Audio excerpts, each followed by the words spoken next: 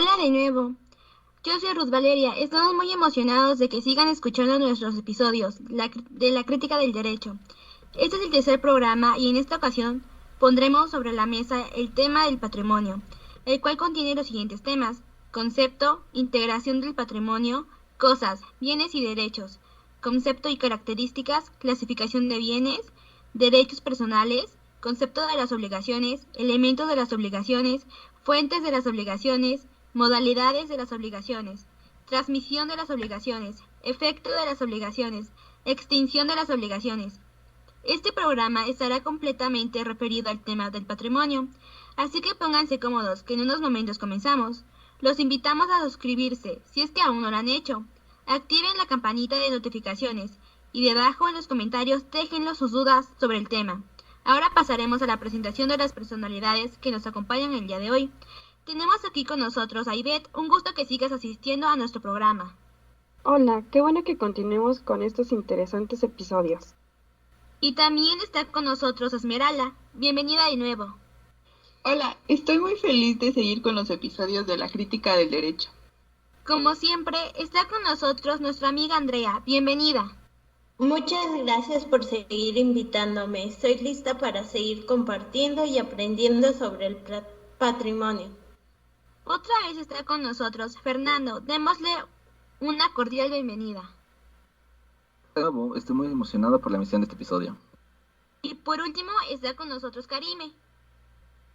Hola, es un placer estar en la emisión de estos episodios de la crítica del derecho. Sin más integrantes por presentar, daremos inicio con el tema de hoy: patrimonio. ¿Quién nos dice el concepto de patrimonio? El patrimonio se ha definido como un conjunto de obligaciones y derechos susceptibles de una valorización pecuniaria que constituye una universalidad de derecho. Eso nos dice Regina Villegas. Esto significa que el patrimonio es todo aquello que poseemos, como los bienes muebles, inmuebles, derechos. Todo esto valorado en dinero. Por ejemplo, un celular es parte de nuestro patrimonio, pues es un bien mueble. La casa en la que vivimos es un bien inmueble. Así que todos tenemos un patrimonio que cuidar. Vaya, qué interesante. Ahora que ya sabemos el concepto, pasemos a lo que es la integración del patrimonio. Fernando, ¿qué puedes aportar sobre este punto? Regina Villegas nos dice que son dos los elementos del patrimonio, el activo y el pasivo. El activo se integra por el conjunto de bienes y derechos apreciables en el dinero. El pasivo es por el conjunto de obligaciones y cargas también susceptibles de valorización pecuniaria. El pasivo se constituye por obligaciones o deudas que son el aspecto pasivo de los derechos personales, es decir, contemplados de la posición del deudor, y cargas o obligaciones reales del propietario, distintas de las personas que también son susceptibles de estimación pecuniaria. Esto nos quiere decir que el patrimonio se divide en dos, el activo y el pasivo, así que como en mis clases de contabilidad, esto se entiende que el activo es todo aquello que poseemos como nuestras propiedades y dinero, mientras que el pasivo vendría siendo las deudas como la renta, el dinero que le debemos al vecino o la mensualidad del internet.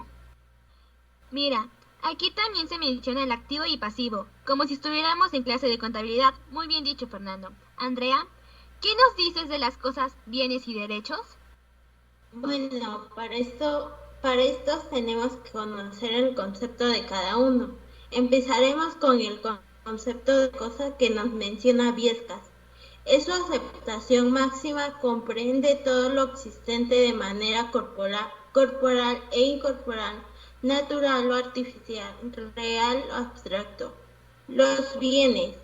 Regina Villegas nos menciona: desde un punto de vista jurídico, la ley entiende por bien todo aquello que puede ser objeto de apropiación. Este significado es distinto del económico, pues en este sentido bien es todo aquello que puede ser útil al hombre. Por derechos, Viescas nos menciona: dentro de lo estrictamente jurídico, el vocablo se emplea pluralizando cuando se refiere a un conjunto de normas o atribuciones que se concede, reivindica o ejerce colectivamente. Así se consideran los artículos que siguen. Por lo tanto, podríamos decir que las cosas son todos aquellos objetos tangibles y no tangibles, como una computadora. Los bienes, por su parte, son aquellas cosas que tienen un propietario y que les sirva al mismo. Por ejemplo, una casa y una cama, pues son bienes que el propietario adquiere de acuerdo a sus necesidades. Los derechos, como ya sabemos, son un conjunto de normas, como el derecho a no ser agredido, y en caso de que alguien nos agreda, se aplica una sanción. Gracias por tu aportación. Ahora pasemos a la clasificación de los bienes. Esmeralda, cuéntanos más sobre esto. Según Regina Villegas, en el derecho se hacen distintas clasificaciones de los bienes. En realidad le importa el derecho, desde el punto de vista de su clasificación, solo para fijar ciertas reglas que, tomando en consideración la naturaleza de los mismos, organiza a estos con modalidades jurídicas distintas. Las clasificaciones que tanto en la doctrina como en la legislación se han hecho de los bienes son de dos clases fundamentales. A, las relativas a las cosas o bienes corporales, y B, las relativas a los bienes generales, abarcando tanto las cosas o bienes corporales como los incorporales o derechos. Es importante que conozcas que el derecho de los bienes protege tu derecho a la propiedad privada y ayuda a solucionar los conflictos que susciten respecto a su utilización y disfrute. Existe una relación entre las personas y las cosas que se denomina propiedad. La propiedad se refiere a tres derechos. A, al usarla, por ejemplo, tener una casa y vivir en ella. B, a percibir los frutos que deriven de ella, por ejemplo, rentarla o cobrar la renta. Y C, a disponer de ella, por ejemplo, venderla. En el derecho romano, estas prerrogativas de la propiedad se identificaban como derecho de usar, derecho de gozar y derecho de disponer. ¡Qué interesante! Pero hay una clasificación de los bienes. Cuéntanos sobre ella, Ivette.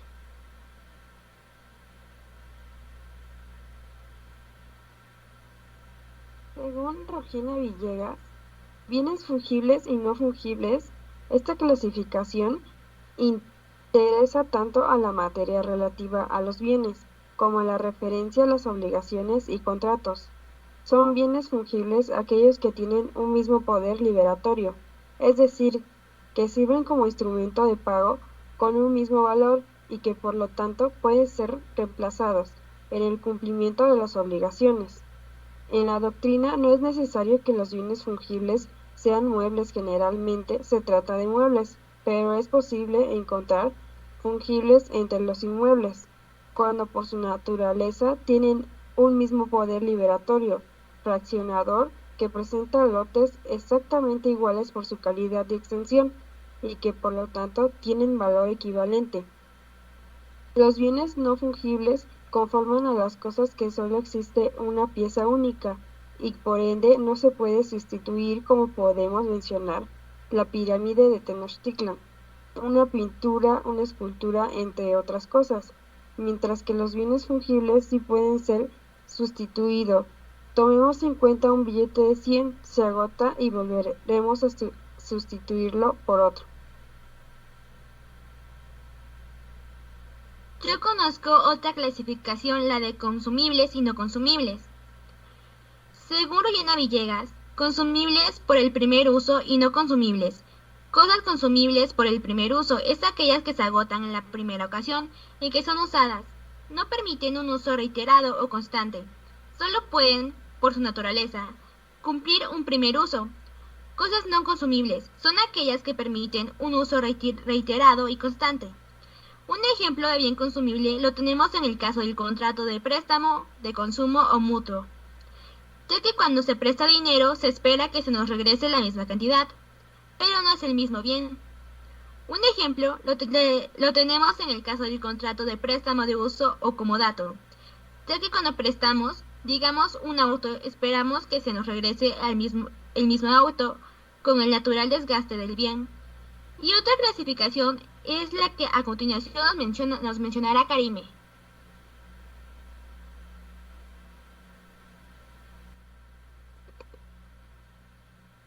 Regina Villegas nos dice que bienes con dueño cierto y conocido y bienes sin dueño, abandonados o de dueño ignorado. La última clasificación de las cosas distingue los bienes del dueño cierto y conocido de los bienes sin dueño, abandonados o cuyo dueño se ignora. En nuestro código vigente se establecen subdivisiones según de qué se trate de bienes muebles o inmuebles. Los muebles abandonados o perdidos se llaman mostrencos y los muebles cuyo dueño se ignora se denominan vacantes. Hay que mencionar que en algunos lugares existen terrenos los cuales personas desconocidas llegan a robar su siembra y pues mientras el dueño no reclame ellos siguen agarrando. Por otra parte, también hay terrenos con dueños. Eso sí se tienen que respetar. También suele pasar que el dueño no vive en el lugar en donde se encuentra su bien, así que uno se aprovecha.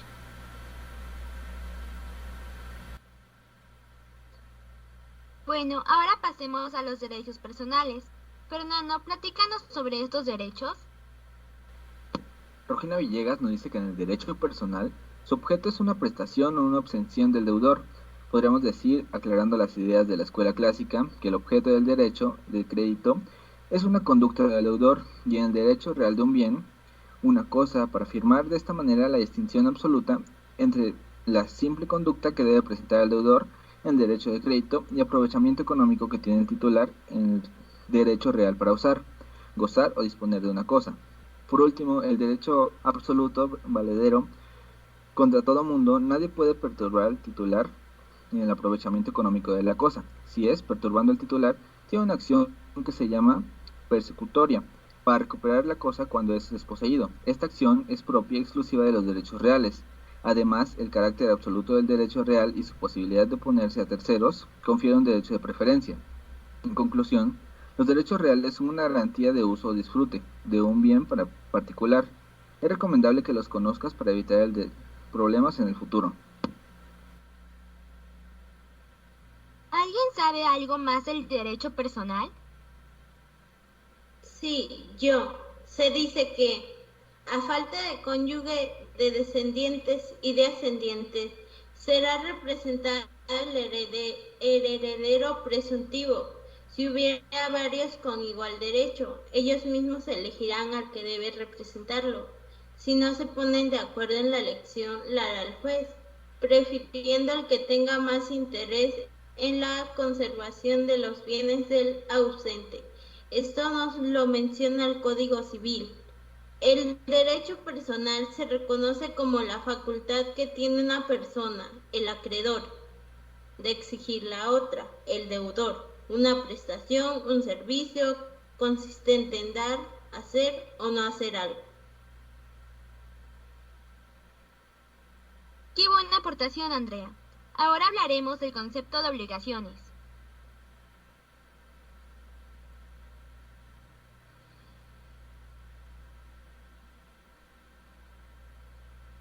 Según el Código Civil Federal, la obligación es condicional cuando su existencia o su resolución depende de un acontecimiento futuro e incierto. Se debe mencionar que mientras exista la obligación condicional, es decir, como un hecho futuro e incierto, un ejemplo a mencionarse es que transfiero el dominio de mi maquinaria, pero quedará disuelta la operación si llega cierta materia prima esperada. Por otra parte, el Código Civil Federal nos dice que la obligación de dar cosa cierta comprende también la de entregar sus accesorios, salvo que el contrato resulte del título de la obligación o de las circunstancias del caso. Al momento de ceder una propiedad a otra persona, también se entregan todo lo que comprende de la misma, pero existen circunstancias ajenas que hacen que la obligación no se cumpla. Como ya sabemos el concepto de las obligaciones, pasemos a los elementos de las obligaciones. Ivette, explícanos por favor.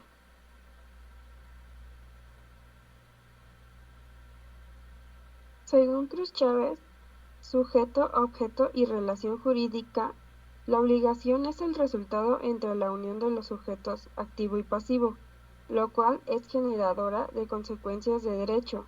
Además requiere y exige la existencia de una estructura conformada por los tres elementos principales, sin los cuales no existiría la figura de la obligación.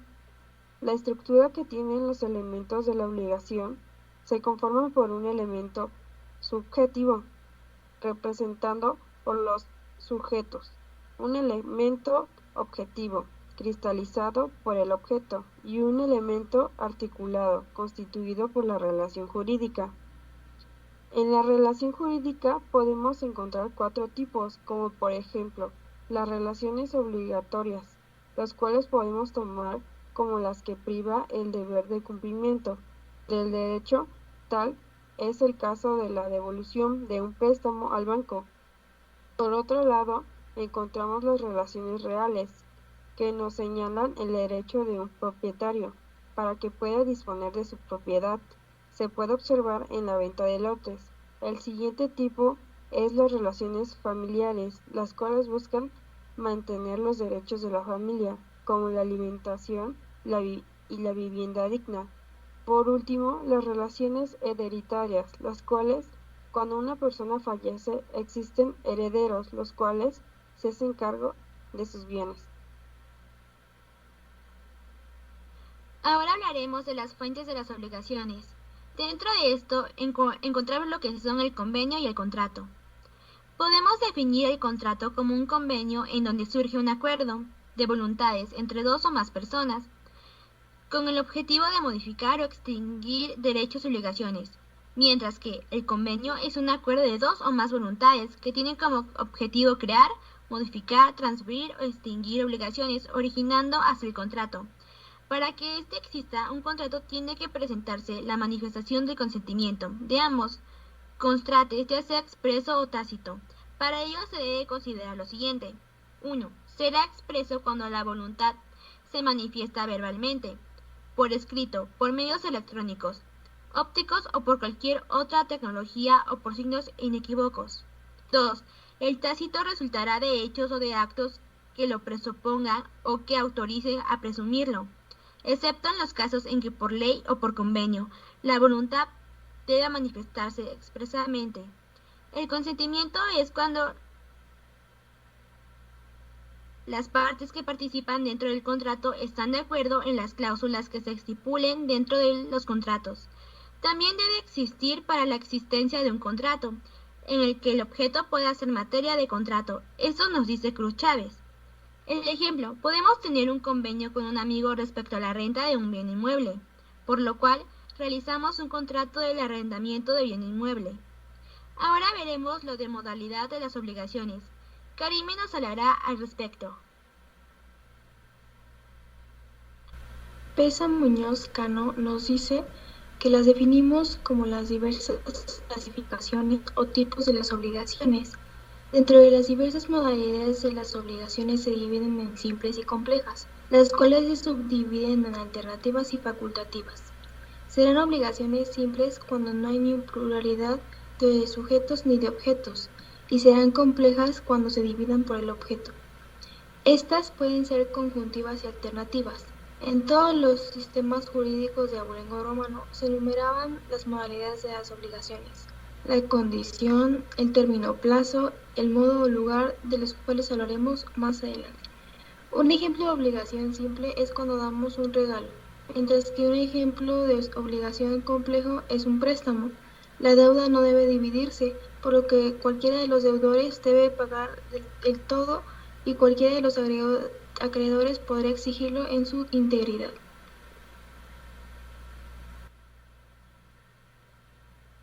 Dentro de ello tenemos diferentes obligaciones: obligaciones a término, obligaciones condicionales, obligaciones mancomunadas, obligaciones solidarias, obligaciones conjuntivas, obligaciones alternativas, obligaciones facultativas.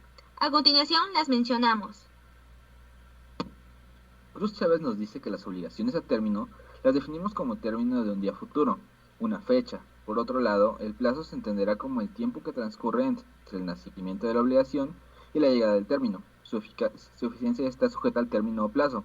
así como la iniciación de sus efectos o su extinción. Depende de la llegada de un acontecimiento futuro necesario.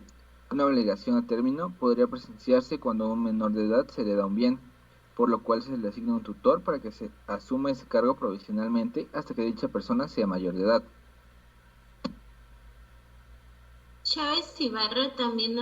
Cruz Chávez nos menciona que las obligaciones condicionales las definiremos a la condición como el acontecimiento futuro incierto del cual depende del nacimiento o la resolución de una obligación. Esta no puede referirse a cosas imposibles o contrarias a las buenas costumbres ni prohibidas por las leyes.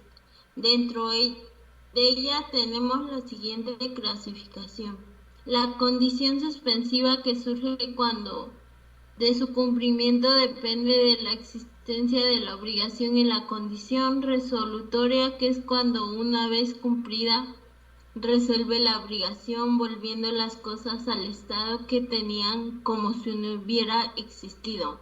Un claro ejemplo de las obligaciones condicionales suspensivas serían la mayoría de edad para adquirir un bien como herencia. Por otro lado, la condición resolutoria no tiene como objetivo una consecuencia jurídica, ya que, como se mencionaba antes, es como si tu obligación no hubiera existido.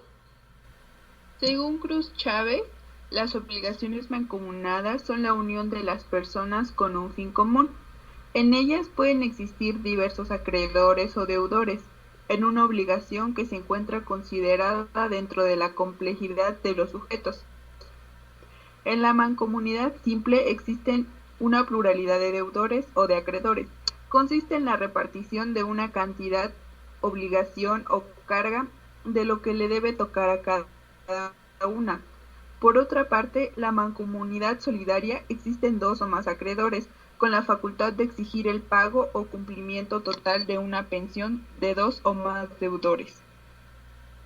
Un ejemplo de ello es cuando las personas van a pedir un préstamo grupal y por lo tanto todos tienen la obligación de pagar, pero en la mayoría de los casos siempre hay quien no quiere pagar. Ahí todos le piden el cumplimiento de su pago a la persona irresponsable.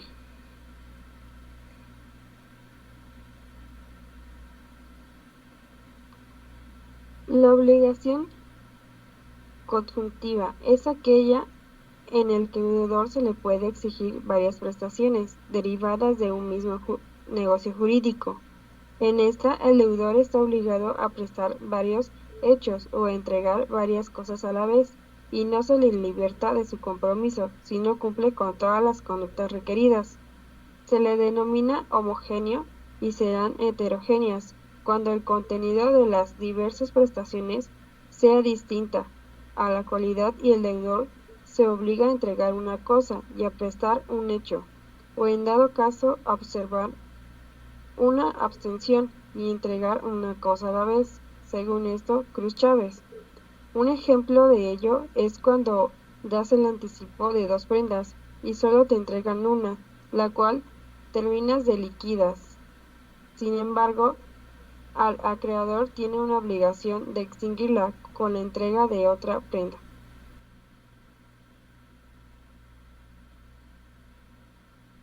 También Cruz Chávez nos habla sobre la obligación alternativa. Es la presencia de múltiples prestaciones como contenido del objeto, con la salvedad de que el deudor tendrá la posibilidad de liberarse de la obligación si da cumplimiento a una sola prestación. En ellas también existe la pluralidad de objetos, pero el deudor se libera satisfaciendo solamente uno de ellos. Pluralidad de objetos en la obligación, pero solamente uno en el pago. Podemos decir que en las obligaciones alternativas se presentan distintas formas de pago. Por último, Cruz Chávez nos dice que las obligaciones facultativas las definimos como aquella cuyo objeto resulta único, pero por concesión del acreedor, el deudor puede liberarse de la obligación al entregar otra prestación determinada. En las obligaciones facultativas, el deudor puede liberar la obligación con el acreedor entregando una prestación, por ejemplo, un terreno, una casa, etc. Ahora sigamos con la transmisión de las obligaciones. Roginas Villegas nos dice que el patrimonio es inalienable durante la vida de su titular. A esto lo llamamos inalienabilidad del patrimonio, por lo cual no puede existir una enajenación total del patrimonio durante la existencia de la persona que corresponda. Solo por la muerte de la persona física existe una transmisión total del patrimonio a sus herederos, exceptuando los derechos y obligaciones que concluyen con la muerte durante la existencia de la persona. Pueden existir transmisiones a título particular y no a título universal, aunque se enajenen todos los bienes y obligaciones presentes. Sin embargo, en la transmisión hereditaria hay excepción en cuanto a la posibilidad de que el heredero tenga un momento dado dos masas autónomas de bienes, derechos y obligaciones sujetas a regímenes jurídicos distintos, de tal suerte que vengan a construir dos patrimonios, siendo uno del personal heredero y el otro el patrimonio que recibe por herencia, pero en tanto que no se haga la liquidación de la herencia y se determine si existe o no un haber líquido hereditario, el patrimonio del personal heredero no se confunde con el patrimonio que hereda, pues sus acreedores no pueden ejecutar sus créditos en el haber hereditario, en el perjuicio de los acreedores de la sucesión, ni estos pueden embargar bienes del heredero. Si el activo hereditario no alcanza para cubrir el pasivo, dado el beneficio de inventario, solo hasta que liquida la herencia se opera en la confusión de ese haber patrimonio personal del heredero, siempre y cuando exista un haber hereditario ya cubierto el pasivo. Como se mencionaba, no puede haber una transmisión total del patrimonio en vida, sino hasta su muerte, aceptando todos los derechos y obligaciones que se reciben en el momento de la transmisión, en caso de no haber un intestado encargado de cumplir con el pago de las obligaciones, será la albacea provisional.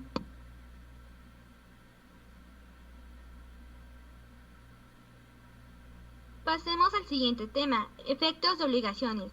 Cedemos la palabra a Andrea. Fuello Laneri nos menciona que el cumplimiento voluntario satisface al acreedor por medio del pago de la obligación en los diversos ordenamientos jurídicos, no detectándose diferencias en torno a la extinción de la obligación por medio del pago y solución de la deuda. Se da cuando no se tiene que exigir su cumplimiento. Por ejemplo, una deuda no se tiene que cobrar para que se liquide. La suscripción nos menciona que el cumplimiento forzoso de la obligación o ejecución forzosa consiste en que el acreedor ejercita el derecho a hacer efectivo el cumplimiento acudiendo a los órganos jurisdiccionales para que estos intervengan en el patrimonio del deudor y actúa en aquellos casos en el que el deudor no cumpla voluntariamente con lo convenido. Es todo lo contrario al cumplimiento voluntario, pues en este sí se requiere la intervención de la autoridad. Por ejemplo, en una deuda se requiere un juicio para que ésta sea liquidada. Mientras que el pago por tercero es el cumplimiento de una obligación efectuada por quien no es deudor, extinguiendo así la deuda y satisfaciendo el derecho del acreedor. Se le denomina pagador no deudor y tiene en principio derecho a reembolso del deudor no pagador. Dicho derecho estará especialmente protegido en los casos en los cuales el deudor conociera y aprobara el pago, o en los casos en que el deudor tenga interés en el cumplimiento de la obligación. Será menor cuando el tercero paga ignorándolo el deudor. En este caso, el pago por tercero será reembolsable en la medida en que haya sido útil al deudor. Ejemplo, aquí entran los avales. Cuando el deudor no liquida su deuda, el aval tiene que realizarlo.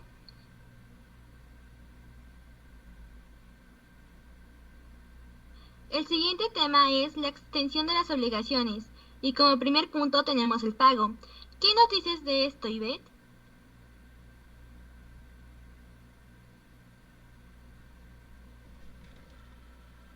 Según Muñoz Cana de la Pesa, en el pago el deudor realiza la conducta debida y deja plenamente satisfecho el derecho del acreedor.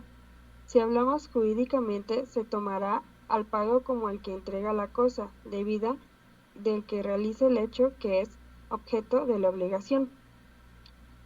En este, el pago de la deuda extingue la obligación, por lo cual el deudor no tendría por qué ser molestado posteriormente.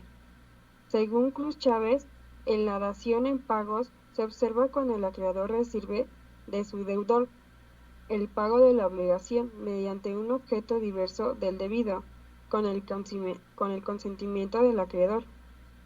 Se presenta cuando el deudor no tiene el efectivo para liquidar su deuda y propone la opción de liquidar con un bien material. Por lo tanto, el acreedor decide aceptar o no dicho método de pago. Según Cruz Chávez, la compensación es una manera de extinguir las obligaciones por medio de la existencia de las deudas entre las mismas personas y el sentido inverso una de otra, impone el pago de ambas hasta el importe de la menor deuda. Es cuando se realiza el pago mutuamente hacia la contraparte en tiempo y forma siempre y cuando ambos estén en mutuo acuerdo. Según Bejarano Sánchez, en el artículo 2206 del Código Civil de la Federación, nos describe que la confusión se efectúa cuando la obligación se extingue, ya que las cualidades de acreedor y deudor se reúnen en una misma persona. La obligación renace si la confusión cesa. En esta debe afirmarse que la confusión sobreviene cuando el crédito y la deuda llegan a formar parte del mismo patrimonio, y por ella debería entenderse. Este caso se podría dar cuando recibes una herencia, pero lo que no sabes es que no solo recibes derechos, sino también obligaciones, lo cual quiere decir que si la persona que te heredó tenía deudas del patrimonio, tú las heredas. Aunque por otra parte, está la remisión y renuncia. Fernando, háblanos sobre eso. Bejarano Sánchez nos dice que en la remisión y renuncia se extingue por el perdón que el acreedor concede a su deudor, liberándolo de la deuda, pudiendo liberar de total o solo parte de la deuda, a menos que la ley lo prohíba expresamente. Se da cuando el acreedor libera de la obligación del pago al deudor. Y para terminar, Karime, dinos qué es la novación. Bejarano Sánchez define la novación como la novación encuentra su naturaleza jurídica en que transfiere y extingue obligaciones, por lo tanto no se limita a ser un contrato. Ejemplo, se puede presentar cuando el acreedor accede a un plazo mayor del que tenía acordado para el pago que tiene el deudor con él, o en el caso de que se libere el bien por bienes inmuebles. Hemos llegado nuevamente al final de un episodio más de nuestro podcast. Todos los aquí presentes estamos muy contentos de que nos sigan escuchando. Estamos muy agradecidos. Se despiden de ustedes sus amigos del canal La Crítica del Derecho. Hasta la próxima.